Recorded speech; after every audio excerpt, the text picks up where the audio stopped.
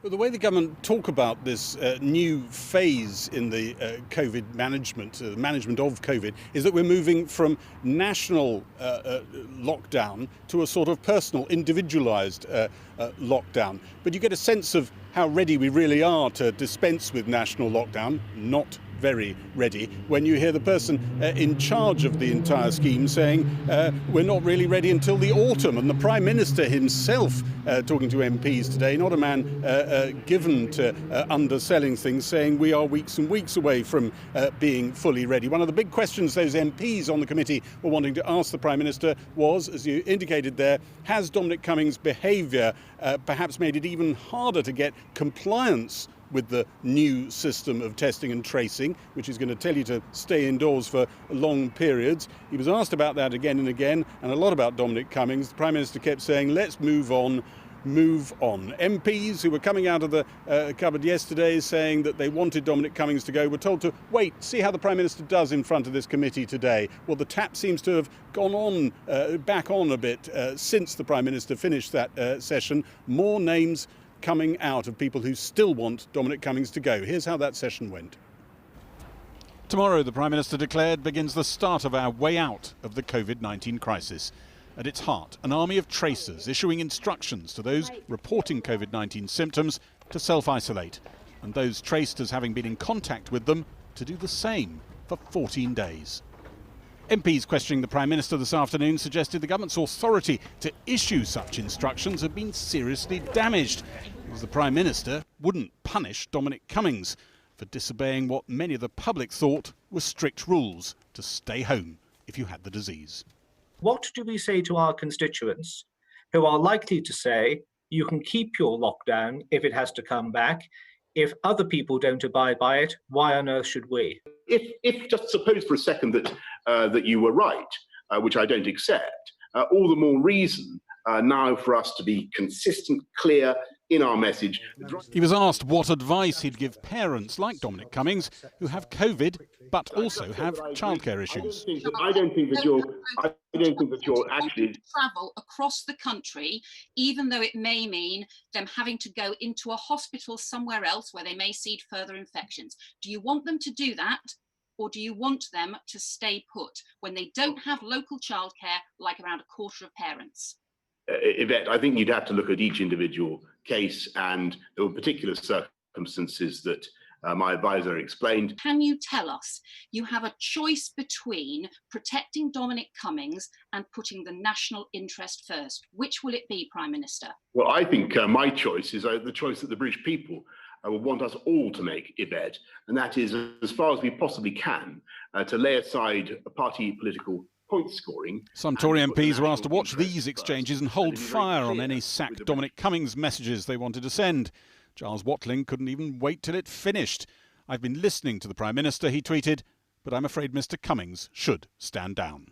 The Prime Minister was asked if he'd seen the evidence that Dominic Cummings said proved his account of his travels during lockdown.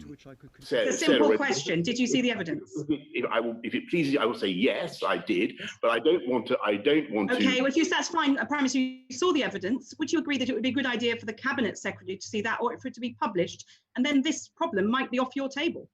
Well, I think actually that it would not be doing my job if I were now to shuffle this problem into the hands of officials. The Prime Minister was asked about the new test and trace regime. Would those with COVID-19 be told to self-isolate or ordered? Is it a law or is it advice? We will be asking people to stay at home. If they don't follow that advice, what we will be saying is we will consider what sanctions may be necessary, but financial sanctions or fines or whatever. But what, of course, by the police or by civil authorities? Well, whatever is appropriate. But what I would say, Monday, whatever I no, because we're not bringing. To begin with, we're asking people to do it as a matter of course. He acknowledged the test and trace system being unveiled would not be in perfect working order for some time yet. What we will have tomorrow will be valuable, it will be useful, it will be a very important tool in our fight against coronavirus, but it will be getting steadily better. When it would be fully working, he wouldn't commit. He said he'd been banned from announcing more targets. Some scientists advising the government had hoped Test and Trace would be working at full speed as restrictions were eased, not working towards that at some date unknown. Gary Gibbon, well, the Conservative MP Simon Hoare was one of those on the liaison committee who you just saw, expressing his deep concern to the Prime Minister that the Dominic Cummings crisis could undermine the nation's willingness to abide by lockdown restrictions, and he joins us now. Did you feel that you got the answer that you could go back and tell your constituents from the Prime Minister? I wish I could say yes to that question. I'm afraid I have to say no, because I've yet to be convinced, I remain to be convinced, but I've yet to be convinced that Number 10 gets what we are all hearing as constituency members of Parliament in our postbags. Prime Minister kept insisting that the public wants to move on. Is that what your constituents are telling you? Well, I think what my constituents are telling me is that they want the rules applied fairly, and they want clarity, and they want to know that we're all in this together. And they weren't aware that there was the power for certain people to be able to interpret the rules that met their needs, and they rather expected everybody to be pulling their weight. Going into lockdown was totally contrary to our British characteristics. We did so because we were told on instruction that it was the right thing to do. And my fear has to be, and I think this got compounded this afternoon, that I think the anger out there from people who feel that they've been played for fools over this will be very reluctant if the R rate goes up and we have to restore in whole or in part lockdown. I think they will tell us what we can do with it because they just feel angry. Well, Dominic Cummings has made it clear he's not resigning. So what is Boris Johnson's civic duty and responsibility now on that? Well, you see, this is what I think is extraordinary. He's a servant of the Prime Minister. He is a great supporter of the Prime Minister. He wants to deliver the Prime Minister's agenda.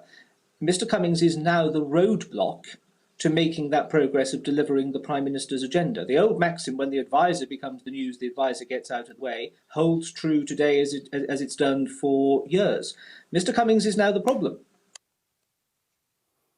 And so is he undermining the government, or is he undermining British safety during the lockdown and the following of the rules? Because the two things are very different. They are. I think the most important is public safety, and I would say that he's certainly undermining confidence in the government. I think that is clear, and all of us are hearing that in our postbags. It remains to be seen. Whether it has an impact on the wider public health arena. All I'm telling you is what I'm hearing from people across the country who are now emailing me and colleagues saying, we're not going to go back into lockdown. As far as we're concerned, it doesn't apply to us. I have made huge sacrifices. I had an email just a moment or so before coming on air of a couple, a 74-year-old relative in hospital with coronavirus and dementia. They've been Conservative Party members, they've been Conservative Party supporters.